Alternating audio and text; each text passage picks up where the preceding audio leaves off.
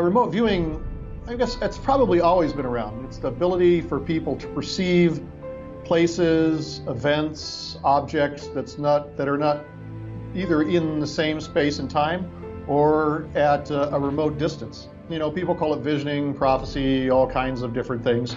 Stanford Research Institute, associated things where they just started doing this and were being funded by various agencies. And what came back, it came back very, high quality information came back. And eventually, of course, they said they shut the programs down, but that's highly unlikely. And he just had this natural ability. I mean, he's the greatest mathematicians ever lived. Probably nobody comes close. I was observing it. Suddenly, a hand began to write on the screen. I became all attention. The hand wrote a number of elliptical integrals. They stuck to my mind. As soon as I woke up, I committed them to writing.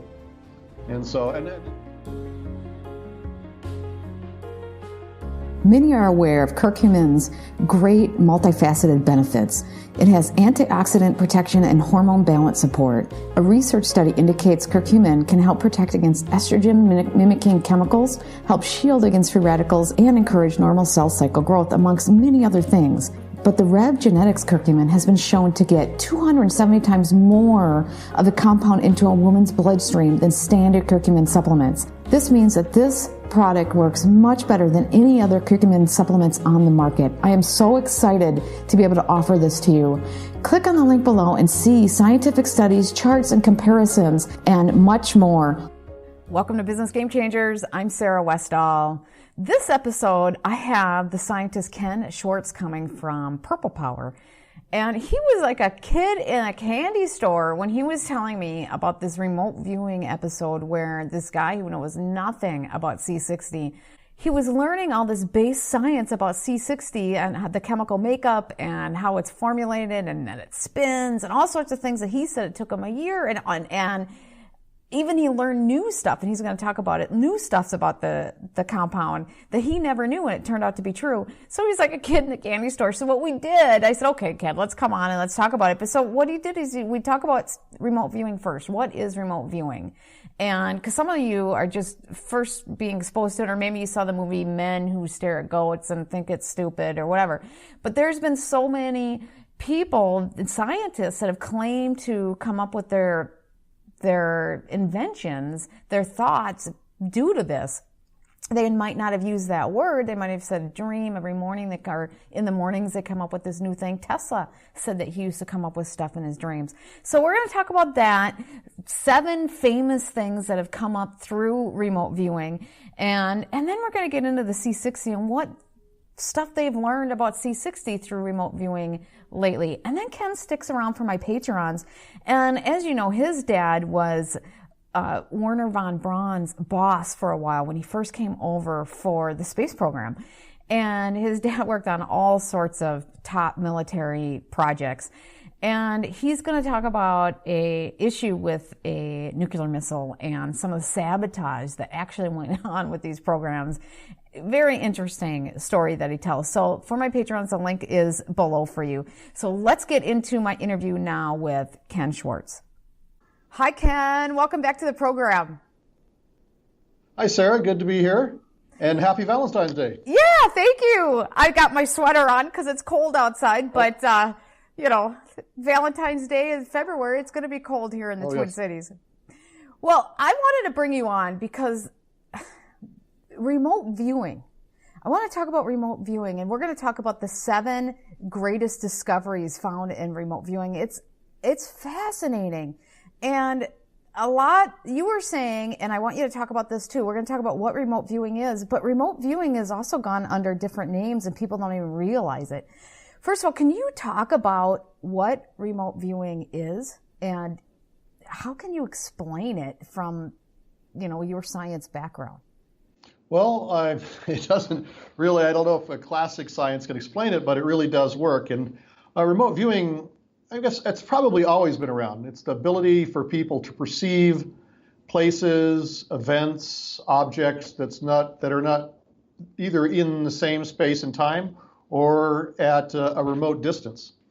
And so it's probably always been, people call it visioning, prophecy, all kinds of different things.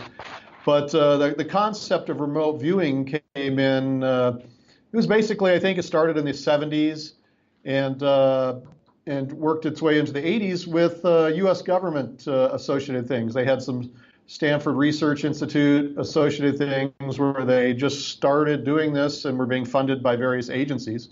And what came back, it came back very, very, high quality information came back. And eventually, of course, they said they shut the programs down, but that's highly unlikely. Well, not when it came back with good information. They're not going to shut that down. Now, there's been a lot of talk that Tesla and other scientists have actually gotten their information through remote viewing. What is that? What do you know about that? I think yes, I think we could say that, but these are some examples in history. I mean, remote viewing is just a word we use today. In other people see, or they saw it in a dream, or they had a vision, or they had this or that. But basically, what it is when the mind focuses on it, that somehow the mind can project itself into faraway places, different periods in time. Usually in the past, there's a certain ability, you can't go beyond a certain level, at least that's what some people say, into the future before it becomes hazy. And so that they could see things. And, originally the government was using it for, when the government part of it was like to spy on the Russians or somebody else. That was their, there's plenty of things. And then there's Ed Dames, Dick Allgaier, and several other people that if you go back in history, and several others that have passed away since it happened a while ago, that were really good at it. And but this is some examples that I looked in. Well, before we get into the examples, how do you know whether it's BS? How do you know you just didn't have a dream and it's not? Because we have plenty of dreams where I'm being chased by a crocodile in a stream that's too short or too shallow for me to swim, but I'm still swimming, or just something stupid. Well, I've had experiences myself, so I know that it's a real thing, but I didn't put it under the box of remote viewing. It's like Mount St. Helens. That was many years ago. I wanted, I was like trying what's going to happen, what's going to do that, and I had, I was kind of like associated with a dream more than like what you would say is classic remote viewing. But I kept having it, and it happened again. The mountain was always blowing out sideways. I thought volcanoes, they're supposed to go up, but this thing, you could just see it, and it's a strange color. It's not like black or white or red. It's this weird, I don't know. It's like a color you can't describe, and it kept going. I kept seeing it come out the side. That's not the only ones. I've had many things like that through my life. So my grandmother was a famous psychic, by the way. So anyway, that was a. Who was your grandmother? Esther Schwartz, and she was in Nebraska, Wahoo, Nebraska, and they used to come from all around the state. Where is this missing person? Where's the hole in the fence the cow got out? Where is this? Where is that? Finally, they had to leave the state and move to California to kind of get out of that whole thing. So that was back a long time ago. That's awesome. Do you remember the woman that was really into it in California? She was part of the gun family. What's the name of the guns? Winchester. Winchester. And she had the Anna Winchester, I think is her name. She had that spooky house and stuff. Did she get a hold of your grandma? I don't know. Once my grandma moved to California, she kind of just kept quiet from it because it become a real problem in Nebraska. To people coming all over, always wanting this, that, whatever. And it was, and that's one of the reasons they left. So interesting. She kept quiet of it afterwards. Okay, well, it was really big back then. They were more serious about it, and before it kind of got squashed. Now, what are the top discoveries that came from remote viewing? Well, these are ones, that they had to thing, and I just, this is some preliminary stuff. There's lots online, but the first one is Mendeleev's periodic table. I'm just going to read some of this stuff for people, because it's better that. So Dmitry Mendeleev, and he came up with the periodic table for that, where all the elements are arranged, and that. And he claimed he got it in a dream or something? Yeah, so this is what he said.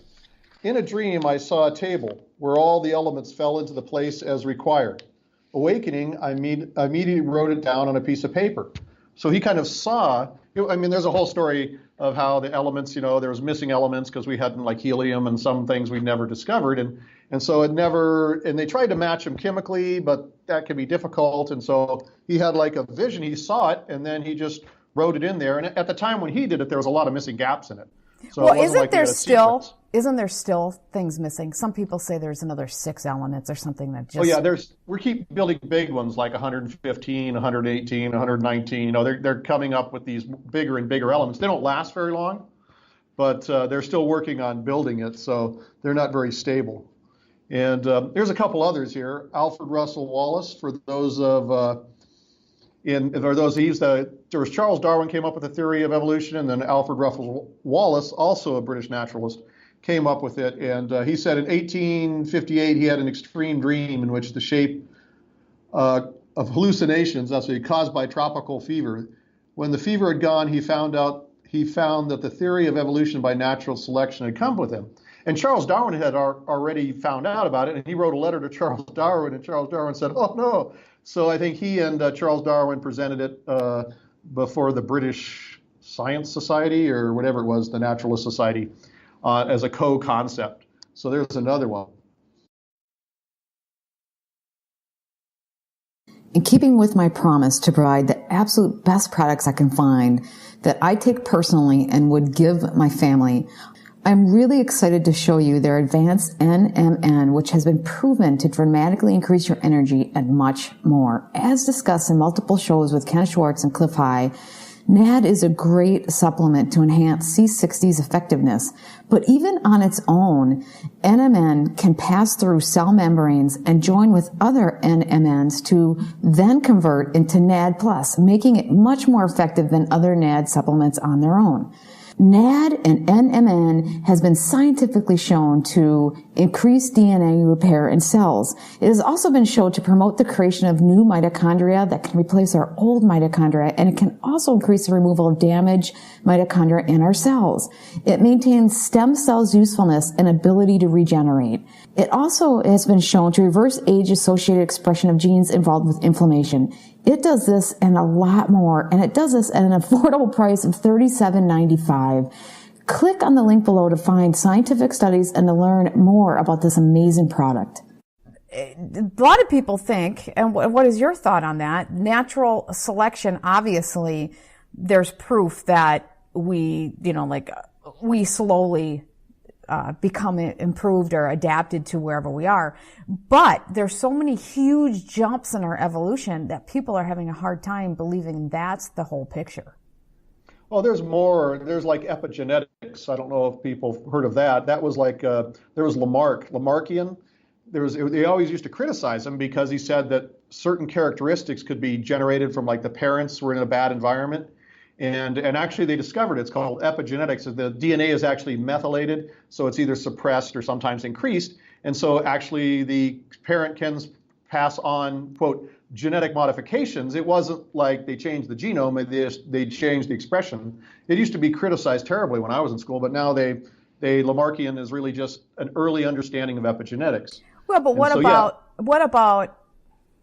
what people are saying that back in 100,000 years ago, or even the time of the Bible, though, that's really we were being messed around with genetically. Oh, well, there is some interesting things. Like if you look at all primates on the planet except for one, humans, have 48 chromosomes. Humans have 46.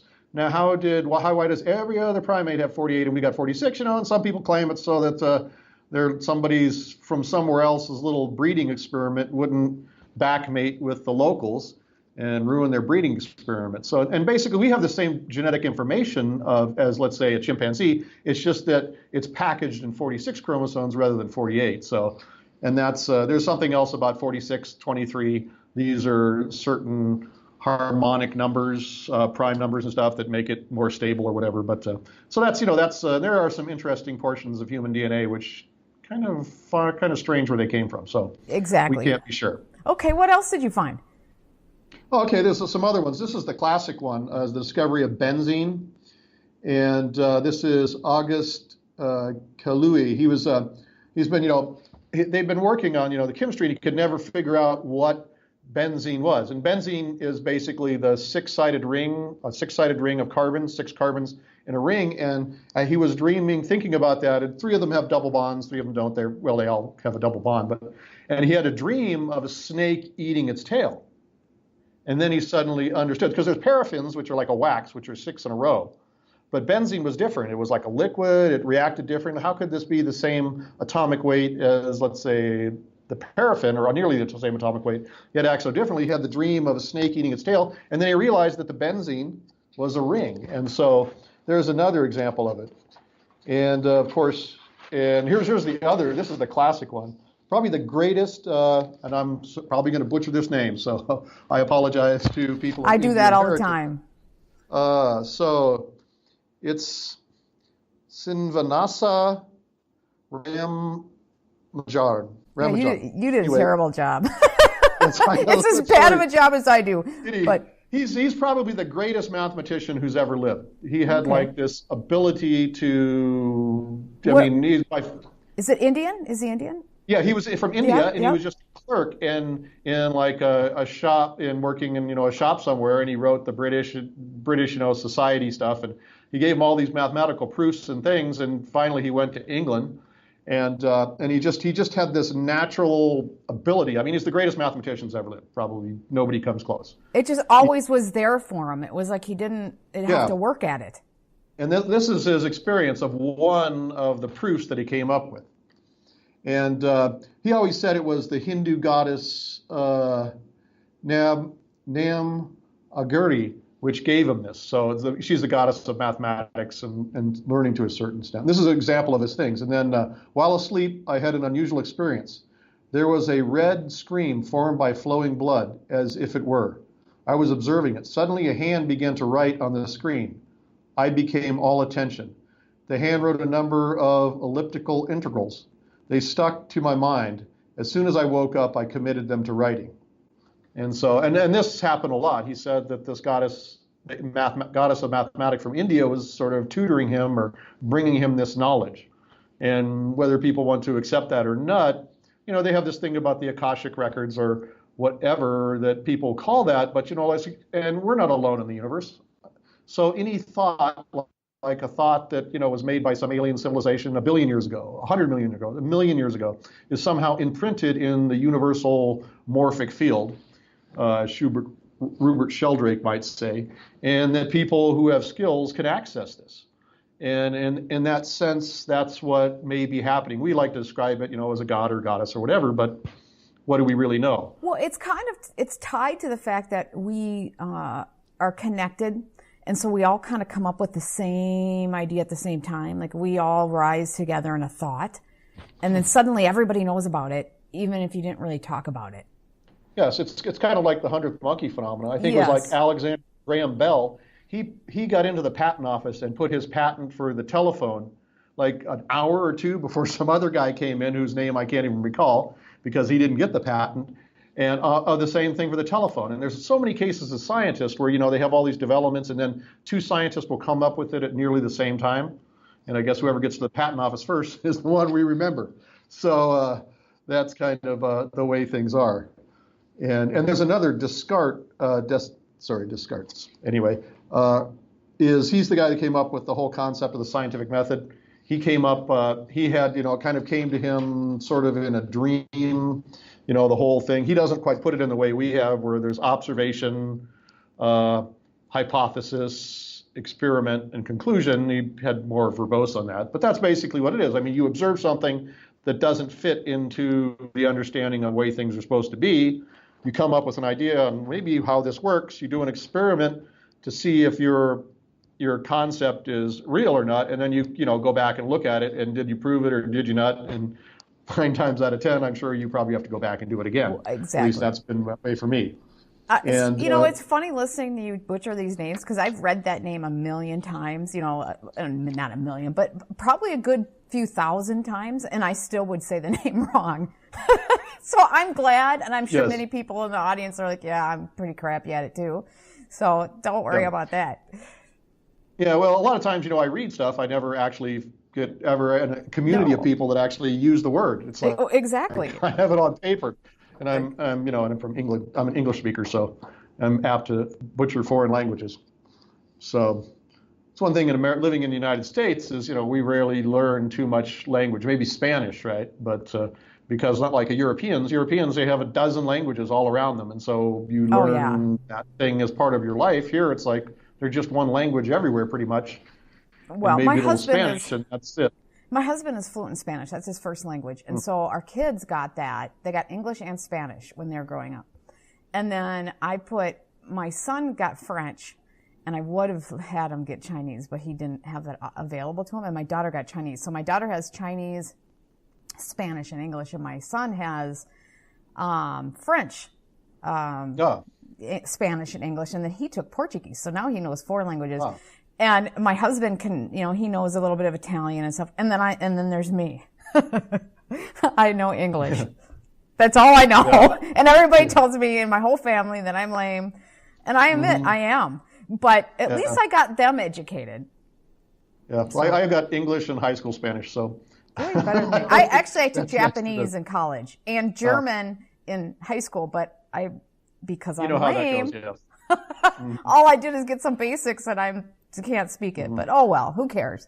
Yeah. Keep going. Like that. You got to practice it all the time, otherwise it's just gone. Exactly. And I'm starting to pick up some of the Spanish stuff, but unless you're using it all the time, I have no real need. So that's why they say I'm lame. Anyways, keep going. This is more interesting than my okay. They have another one. Nerves transmit chemicals chemically, and it's autoloi. And what he did is, there's a problem is like where the synapse touches the other nerve, there's like a gap there. And they were saying, how did it get through? Some people said it was like electric spark. Some people said it was chemical. And so he was the guy, he kind of had the same thing. He had a dream, subconscious. It actually came to him several times. He'd have it and he would wake up and he couldn't remember it. But finally on the third time, he made sure he wrote it down and got it correct. But so that was one, make sure you have a pencil and paper by your bedside if you're going to do that. So and finally he got a Nobel Prize for that. He saw that the kind of the synapse, he saw the chemicals moving across the synapse. And we'll get to more of that. And then finally the guy with the fossil fish, Louis Agassiz, Agassiz, I guess, who is the world's foremost expert on fish species, current extinct, trying to understand the structure of a fossil fish for weeks, but he never could get it until one night he had a dream and he saw the fish exactly how it worked. Because the fossil fish are important because, the whole descent thing, so the way the jaws and everything work together is really important if you're working on evolutionary stuff.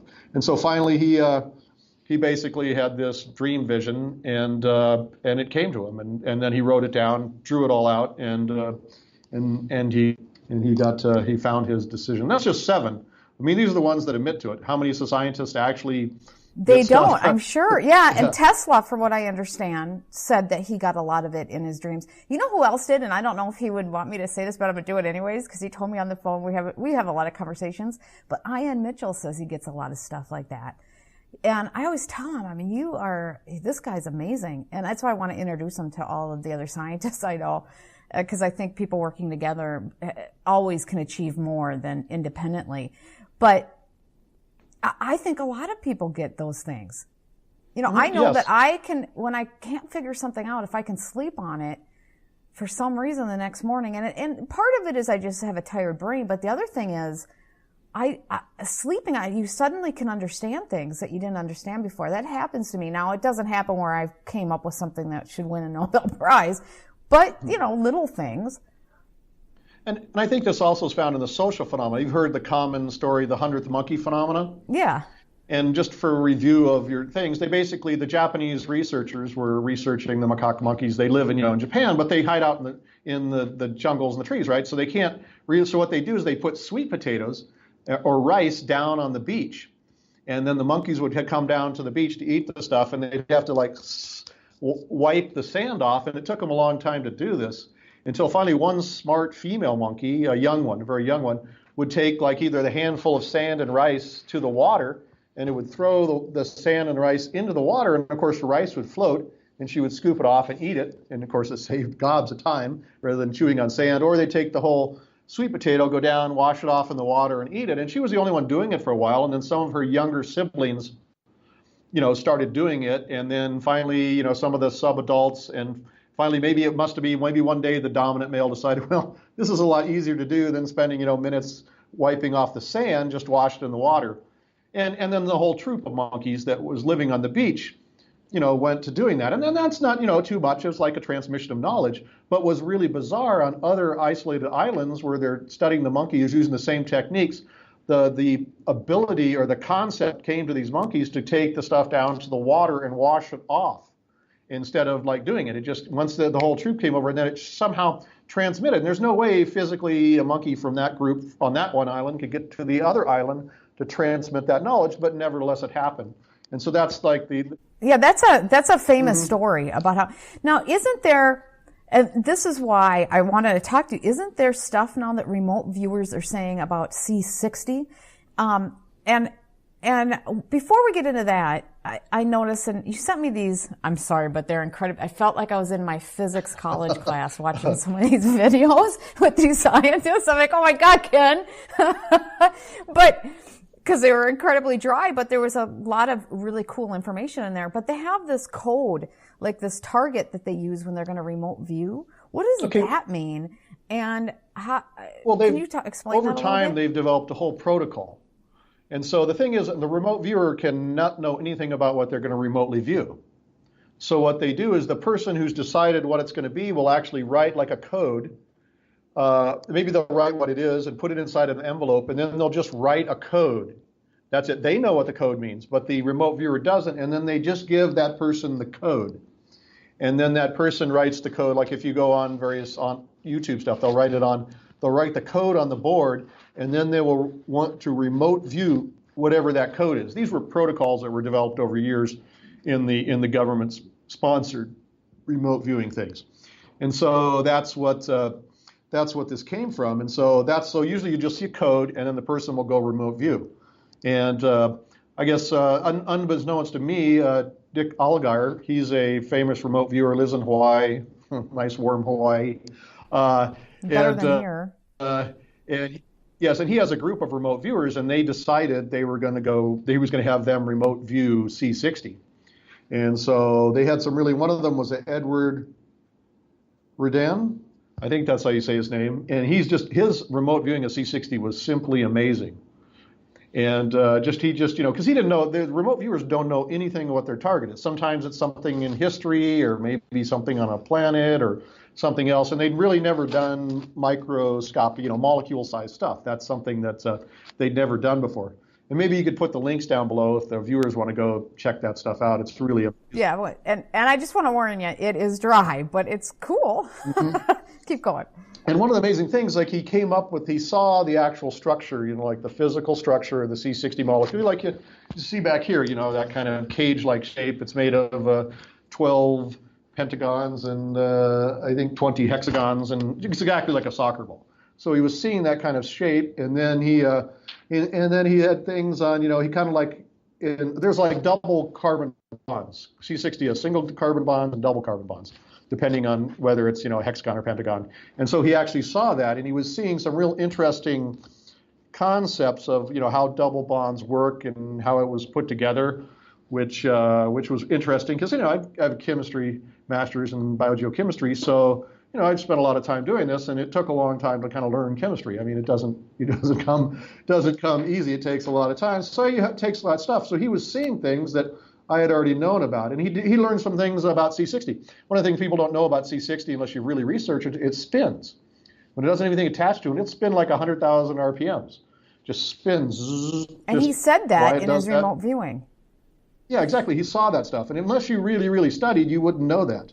Well, what else did anybody learn about what it'll do to us, and what are anything really cool about society and how there'll be some impacts or anything like that? Well, they didn't really go. They kind of stayed strictly in the chemistry. Dick Allgaier, he also did some remote viewing of C60, though he kind of knew what it was about, so it wasn't like it wasn't a totally double blind or blind remote viewing, or I guess you can't say blind remote viewing, and so he knew what it was. But what things like he saw like he put it down, he called it DNA relief.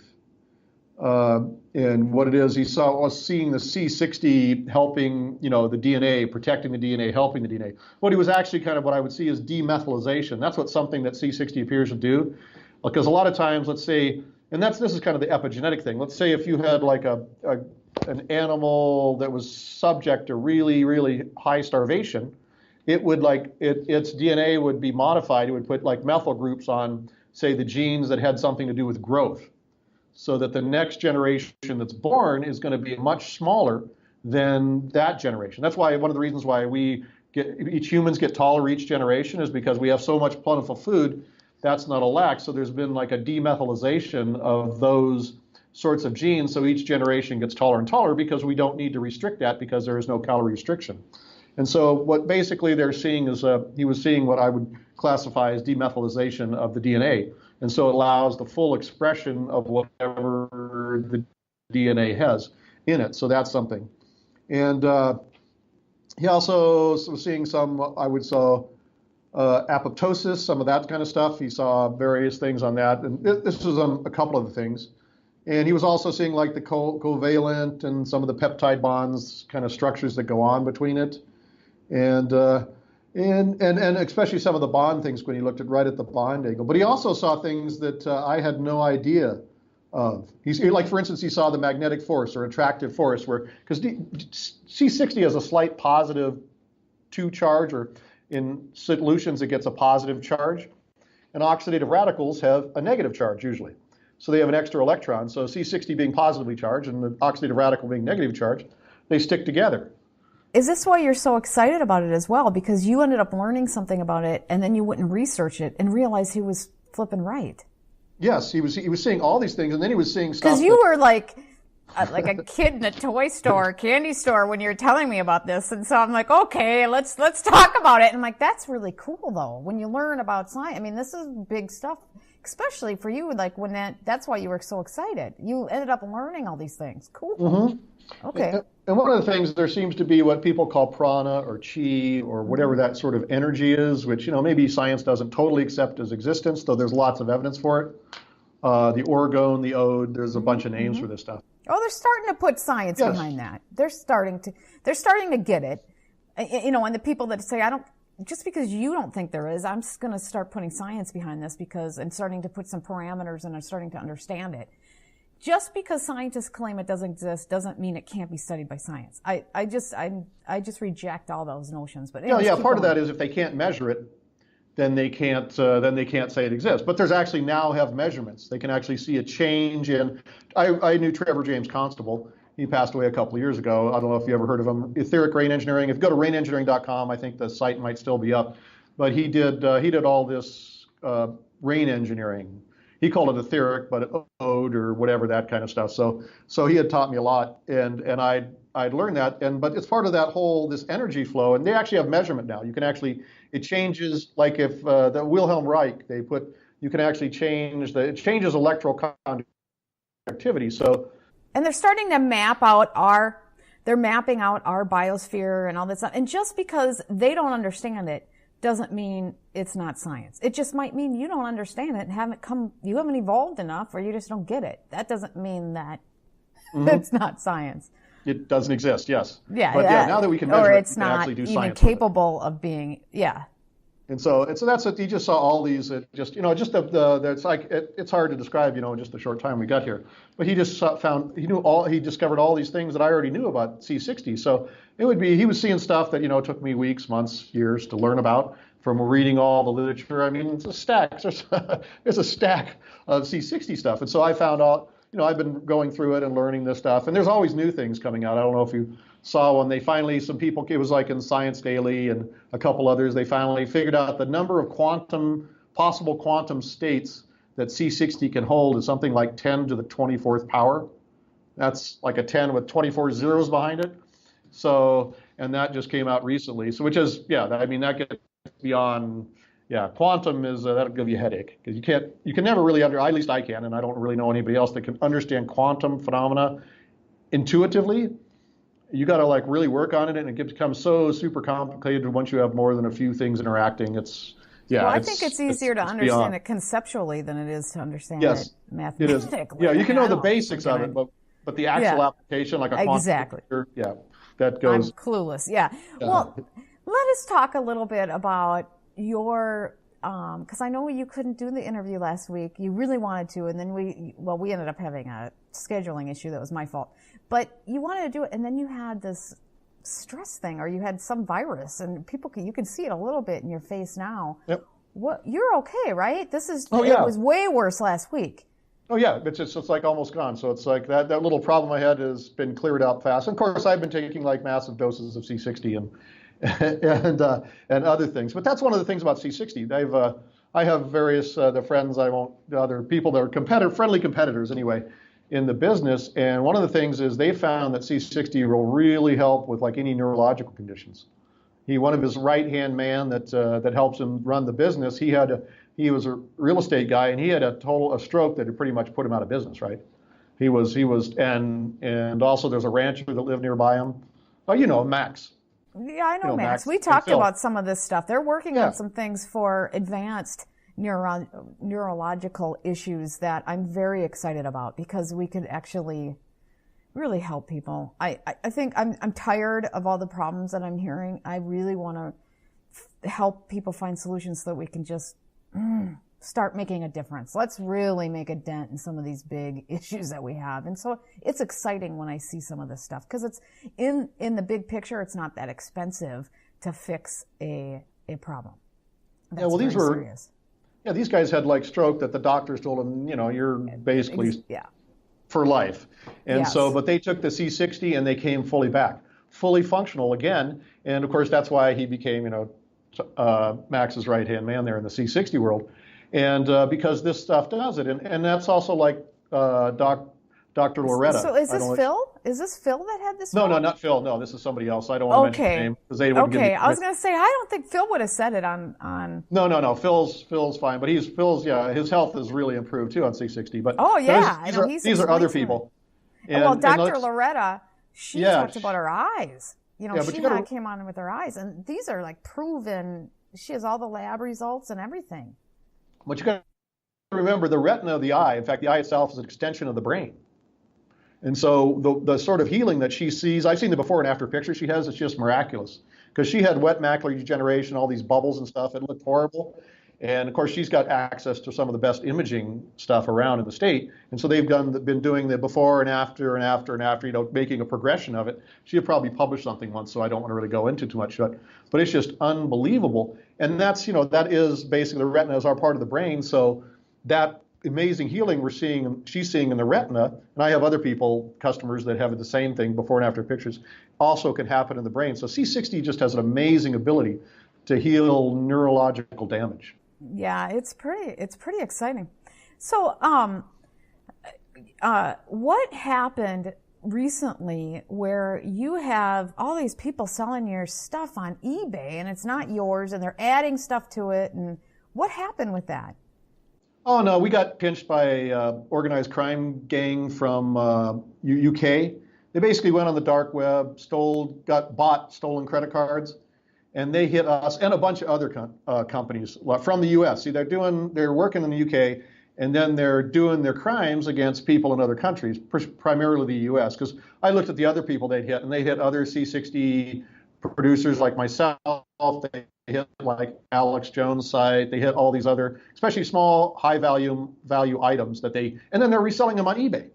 You know, and we got to jump through all these hoops to get eBay. I mean, what is this thing? So I'm just saying there was just a warning out there. We posted it on our website and posted it other places. Don't buy any C60 Purple Power or probably any other C60 product or consumer product on UK eBay.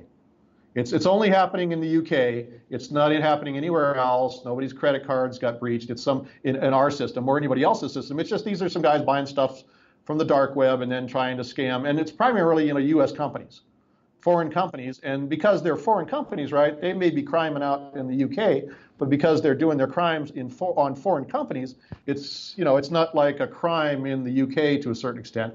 And so, these guys have been doing it for a while. They're just they pinched us. We had to shut down our merchant account credit card thing. We're going to reboot, you know, next week or two.